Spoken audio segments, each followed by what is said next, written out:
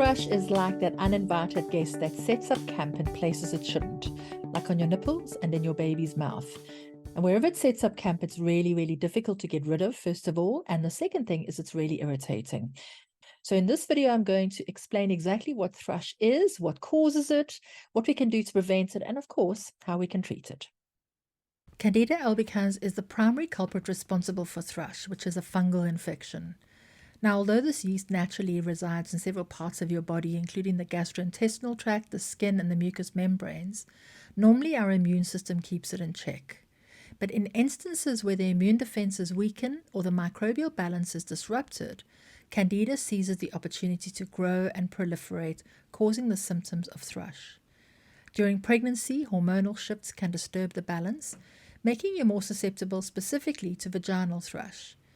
And while antibiotics are designed to target harmful bacteria, they sometimes kill off the good bacteria at the same time, which creates an environment that's conducive to thrush.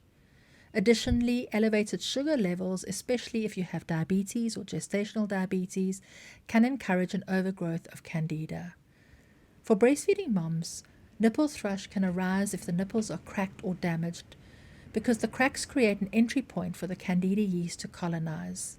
It's important to remember that if you have nipple thrush, it can potentially transfer to your baby's mouth during breastfeeding and vice versa if your baby has oral thrush. The challenge with thrush is that it's actually quite difficult to diagnose because the symptoms are so similar to many other breastfeeding challenges like latch and positioning, vasospasm, dermatitis, and even eczema. So it's really important that if you suspect that you have thrush or even that your baby has thrush, to seek out the guidance of a lactation consultant who can do a thorough consultation, get a full history of your breastfeeding journey and what is happening with your baby, and find a suitable solution.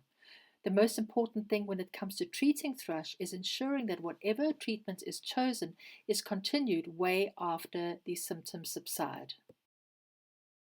There are various treatment protocols available, and the one that you choose will be dependent on your symptoms and the severity of your thrush infection. My number one recommendation is to start using Silver Mama nipple cups from day one of your breastfeeding journey. Silver Mama are made of pure 925 silver and have natural healing properties including antimicrobial, antibacterial, antifungal, and anti-inflammatory. Remember that thrush is a fungal infection, so by using the nipple cups you are putting a protective and preventive barrier in place from day one. I've also had great success in treating thrush using just Silver Mama nipple cups, but as I say, it's important that you get a full assessment to find the right treatment protocol for you.